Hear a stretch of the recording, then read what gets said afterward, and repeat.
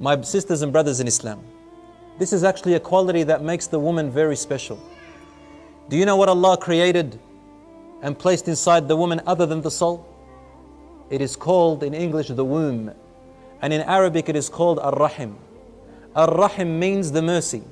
It is taken from Allah's name Ar-Rahman, the most merciful. Ar-Rasul said that Allah said, Ishtaqtu min ismi Ar-Rahman Ar-Rahim. I have taken from my name Ar-Rahman and shared it in the identification of the womb, so I called it Rahim. It is through the mothers, this womb that is inside of her, that families unite. It is through this Rahim which brings a big man, a muscled man, a wrestler, a hero, down to his knees and cries when he sees his mother. It is what brings families and keeps ties together. It is the Rahim. And when Allah created this Rahim which is inside of the woman, Allah subhanahu wa ta'ala, He saw the Rahim and it was crying. In the hadith of Prophet ﷺ, that the Rahim cried.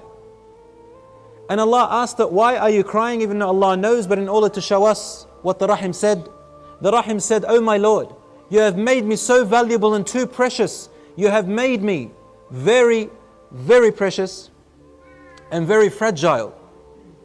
I do not deserve to be broken. And I fear that because you created desires inside of the human beings, they are going to rip me apart and break me.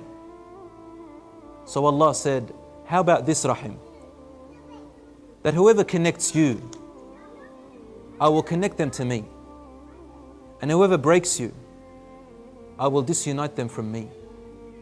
And where did He place the Rahim? In the woman, in your daughter, in your sister, in your mother, in your wife. What does this mean? Oh, the trust is too big. It's too big. If a person thinks about it very deeply, you'd wish you weren't born.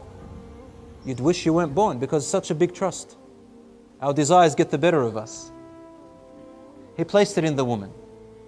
And because Allah subhanahu wa ta'ala created emotional feelings within the woman that are a little bit more heavier than the man, especially at the times of her physiological changes, especially at the time of her pregnancy, especially at the time of her labor or breastfeeding and postnatal situations, if you know what I'm talking about. In all these circumstances, the woman's emotions and hormonal state is confusing. And she cannot be blamed for everything she says or does.